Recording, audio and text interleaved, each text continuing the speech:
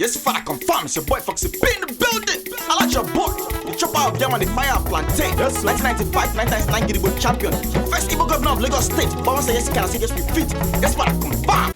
Chineke na mama ekele no tuto na mama ekele. Yes, for that confirm, ladies and gentlemen, I want to welcome you to another episode of the Africa Today show with your top Foxy P in the building. Today is the day of our Lord, October the 6th, 2016. Can you imagine what's happening right now? This year is running. This year is running fast. This year is running like Ben Johnson with cocaine in his system. Confirm. Before you open your eye and close, 2017 is coming. I don't know about you guys, but I always have that feeling whenever there's a odd year coming up. It always sounds kind of weird to me, like 2017.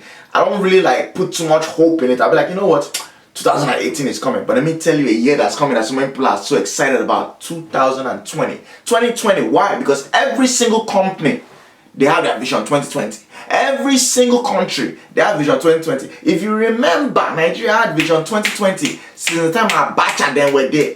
But all of a sudden, now recently, I've not heard anybody talk about 2020. They're making it sound like they don't even know that this thing is coming up.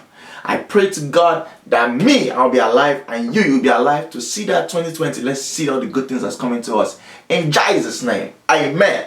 Let's jump into the story of things because too many things have been happening in Africa. Crazy! I'm going to start off from the Ghanaian coach. The Ghanaian soccer coach came out. This was yesterday. I just read this news and I was like, Chai! He came out and he said one of the things that's killing African soccer, especially the Ghanaian boys, is that they are sexing too much. I was like, huh? Coachy, which kind of nonsense is this? Because you remember when we were in secondary school, there's a song that we used to sing. Our coach you professionally. If anybody touch your mortgage, she go get belly. Our coach you professionally. If anybody touch your mortgage, she will get belly.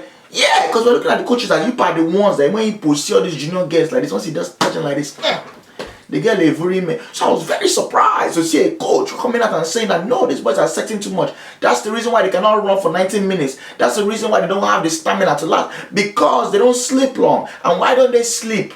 It's because during game, when they're instead of you to be sleeping at night time, you have a participant that's coming there to play inter-house sport with you. So why would you be able to get your rest? And I was like, damn, that's a very good point. Because I never really saw the correlation, before. Because when I used to box in college, coaches tell us that, oh no, you're not allowed to climb woman. Historically, that's something that they'll tell you about boxers. Boxers do not touch women. You have some boxers where it was their claim to fame, that between fights, say for instance, like, if they are 3 months before a fight, when they'll go off to the training camp. When you think about Roberto Duran, you think about Muhammad Ali, you think about all these big time boxers, Joe Frazier, all of them, they would go to camp in the mountains, deep inside the bush, in the middle of nowhere, California, in the middle of nowhere, Arkansas, to train for 3 months, not touching their wife, not touching anybody, no woman, no nothing. For 3 months, say, sex and remove your legs. Say, your legs go away if you're climbing too much. I thought it was just the mental side of things. Like and can you imagine the anger that's in your body when you know that your bottom belly is full and it's because of this guy that's standing in front of you on the day of the fight that you have not been able to touch your woman since. That vexation and anger. Talking about vexation, we're getting news from Nigeria that this chairman, Gilbert, he's a Lebanese guy of Nigerian descent. I shouldn't say Lebanese guy because he's actually a Nigerian citizen. He was born in Nigeria in the 40s. Both parents are Lebanese. He gave birth to him there. He claims to be a Nigerian through and through, but this guy is a multi-billionaire. Do you know who he is? You put on, okay, hold on. Do you know who this person is? Okay, good. Do you know who this person is? Alright, good. What about this guy? Okay, good. You see these people, every single major show they have done in Lagos, Nigeria, have been held at Gilbert Chaudhoury's, one of his properties called Eko Hotel Lagos. Confirm. It's one of the biggest, one of the best properties there in Lagos. That's where every single show, when we're planning African Prince of Comedy to take it to Lagos, one of these people were telling us was like, look, if it's not a hotel or Muson Center, don't worry. Gilbert Chaudhoury is a multi-billionaire in Naira and dollar. He has houses in Nigeria, houses in all over the world, UK, America, everything. The US recently denied him a visa to come here. And the reason why they gave was like, look, you were donating money to somebody in Lebanon who was giving the money to Hezbollah. Hezbollah is considered by the United States to be a terrorist organization. So this guy was donating money to somebody who was now siphoning that money back to the Hezbollah. So he's like, yo, you were doing this, you were supporting a terrorist organization. So off of that, we can't give you a US visa. And then the guy was vexing because he's looking at it like, look, I have properties here in the US. I've been coming to the US for over 40 years. Back when Obama was still in puberty, I was coming before Beyonce could even dance safe. So the guy believed that, no, I have to be able to come. I have to be able to come. So he's fighting his case. And I was like, hold on, sir. Pick me, sir. Teacher, I pick me, sir. Sir, yes. I have a question. I've noticed that a lot of you Lebanese people in Nigeria, you claim that you're Nigerian through and through. There's some of you, like my boy, white Nigerian, who says Nigerian through and through, and I agree with him quite alright. But the thing is, when you now go through something that is so Nigerian, so in our DNA, you're not complaining. Say US don't give you visa. It's a very Nigerian thing to go through. So if you're Nigerian through and through, why are you complaining? Have you tried all your options? Have you gone and collect passport in a different name? Maybe gonna add a different middle name, or put that middle name in the front and put your last name in the back? Why do you think some people's names like Finidi George? Why is things switched up like that? Because they went and collected another passport and then they changed their name. Okay, have you gone to the embassy again? Instead of going in line number 2 with that woman that has glasses, that woman is very wicked, especially on Thursday. Go to line number 3. The woman is a very nice, plumpy. That's why I like people that have body, because they eat well. When you see people that are skinny, what diet are you going through now? I can't diet. I eat only meat. In this economy, only meat. You will die young.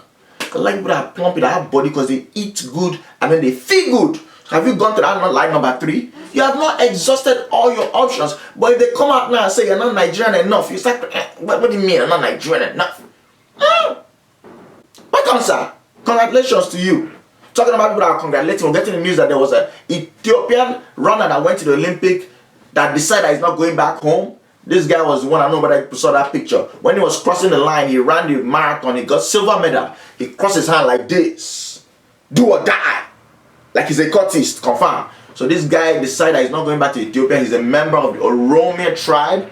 I don't know whether you can follow that story, but that's actually like a part of Ethiopia that wants to break out. They've been wanting to break out for a long time now. They want to go in their own direction, to be their own country, kind of what Eritrea did back in the day. So they believe that, yo, I just want to be our own people. So the guy said he's not going back after the Olympic.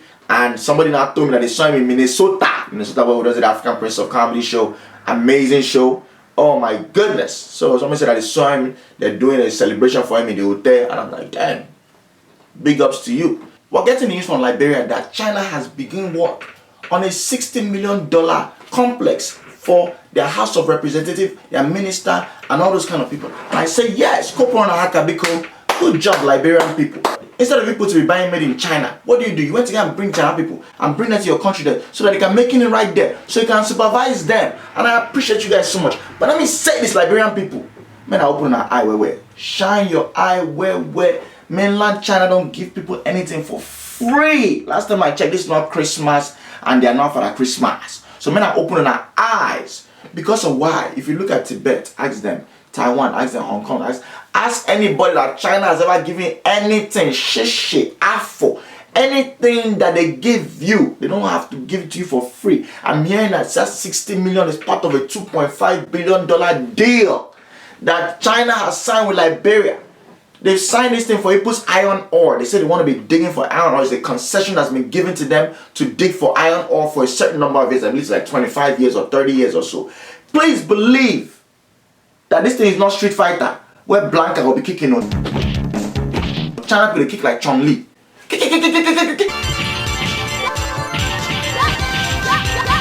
Every single day they'll be digging. Every single day they will make sure that they collect their money. Their money's worth will be collected by them, confirmed. Men are no dog. Liberia, I'm speaking from the condition of somebody that has been through, that belongs to a country that has suffered at the hand of people that they told them, come, Oyibo man, come and take some of our natural resources, take some. See what Taxaco did to us, see what Shell did to us, see what all these companies did to us. Liberia, you have already suffered with your rubber, dealing with Firestone. I read the contract that Firestone had. Can you guys imagine that? Firestone, the Liberian government gave Firestone access to come and collect 1 million acres of land for rubber plantation. 1 million acres, and they sold it to them at 6 cents an acre. God dang it. A lot of times I'll be telling people all the time, like, look, you could think that all these foreign companies are coming, all these foreign countries are coming because they want to help us. They're not helping us for nothing. Because guess what? Even China, they're using sense. They said that this complex is going to cost 60 million. Who are the people that are working on it? It's Chinese construction company. They are bringing their people from China down there. It's the same thing US used to do in Nigeria. It's the same thing that all these foreign countries have done since the beginning of time. They will take that money that they want to donate and do a bidding war, and then their companies in their own country will fight for it, and then they will win. So that money is never going to be sent from China to Liberia to any company that's going to do the construction. No, it's going to go from China to China. And so they can get taxes back. Their own citizens can go and work. And so at the end of the day, that money is just being transferred internally. The work is still going to get done, don't get me wrong. But all I'm saying is that you have to open your eyes. Look, let me tell you something. The only reason why you have a pause button on a DVD player is because the Japanese people are the ones that made it. If China people made that DVD, all you will see is 3 buttons: on, play, and fast forward. The reason why China themselves, they banned Christianity in the 40s and 50s is not because they hate Jesus. It's because the government don't want you to take a day off to go and wear fine clothes and get, we are saying thank you, Jesus. What are you doing? Don't you have work to be doing? The sweatshop industry was developed in China. It wasn't even American companies that went there. It was China that said, look, come here, come and pay lower fees. Our people are ready to work sun up to sun down.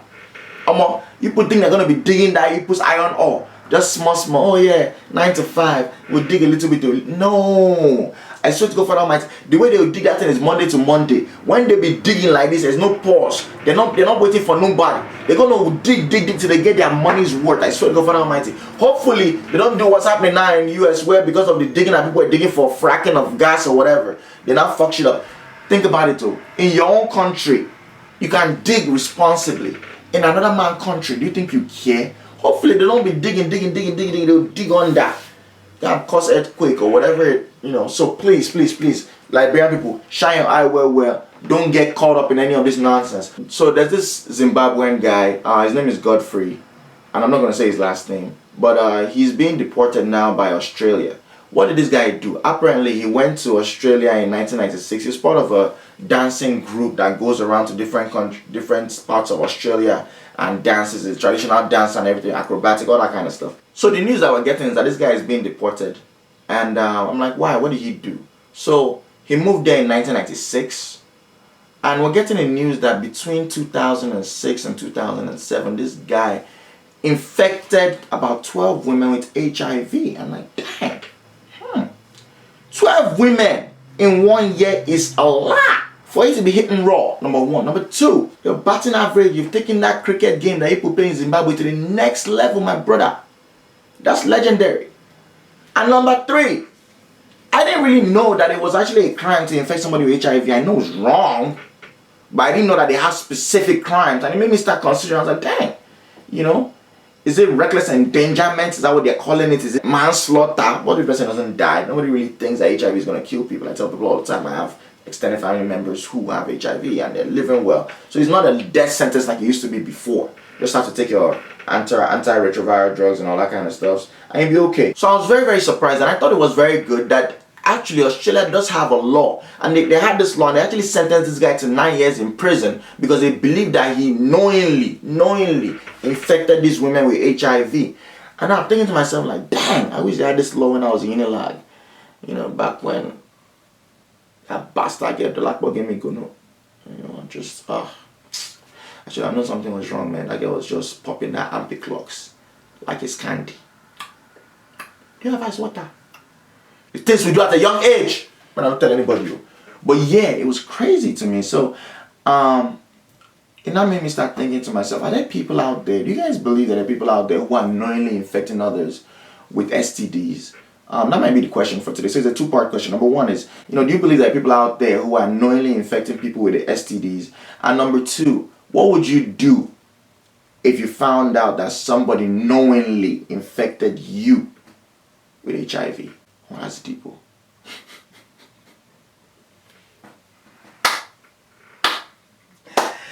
That is deep.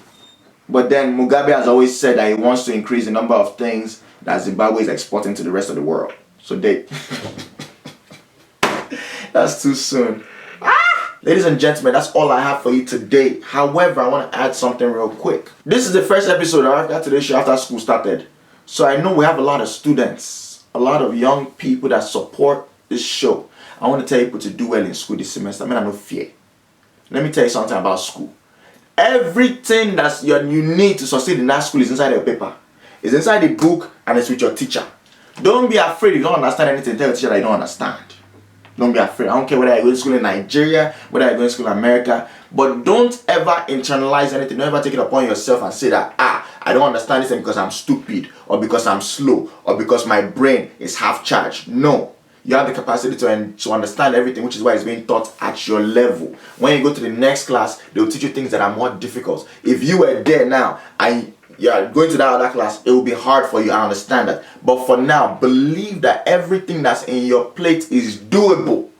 That's the number one thing. Once you yourself believe, then the next is just wuru to the answer. And then you have to now figure things out by yourself. You understand what I'm saying? But the first thing is to know that you're going to be successful this semester. I don't care what your GPA was last semester. A lot of times we'll be thinking that, my GPA is 2.2, but I'm trying to get it all the way to 3.5. That means that this semester I have to get 4.0. This next semester I have to get 4. Don't put too much stress on yourself. Woman, when they cook rice, go boil the rice first, regardless of how you put the weight. So relax. One semester at a time, your success is coming. I see it so bright. I see it so clear. I see you guys all the way up in the sky shining so bright. Because why? You are all stars. Ladies and gentlemen, I'm about to finish the show. Thank you guys so much. Everybody, they hit me up on Snapchat. Appreciate you guys so much. Follow me on Snapchat, comedian Foxy P. That's the easiest way to talk to me. One-on-one. Appreciate you and I die. As we talk whenever we end this show. Anything we don't die and I vote and I went down, suck that breast. Ginger. I'll see you guys tomorrow. Yes, it's going to happen. Confirm.